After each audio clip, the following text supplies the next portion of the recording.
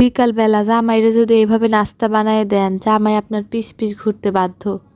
জামাইয়ের থেকে টাকা নিতে চাইলে জামাইরে নতুন নতুন আইটেম করে খাবার খাওয়াইতে হয়। তা জামাইরা পটে যায়, মনে করেন টাকা পয়সা দেয়।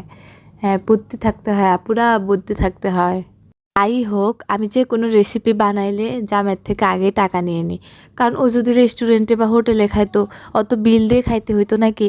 কারণ আমারও তো বানানোর একটা খাটনি আছে, কষ্ট আছে, বাচ্চা সামলাই, তারপরে ওর জন্য রেসিপি বানাই।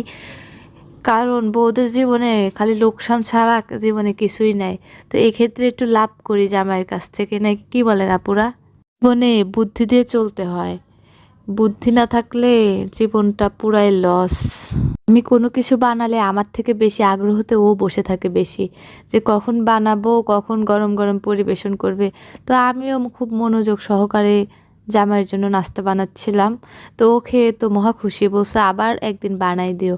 মানে আমি কোনো কিছু বানাইলে ওর খুব আগ্রহ এই জিনিসটার প্রতি, যে খুব মজা হবে হয়তো।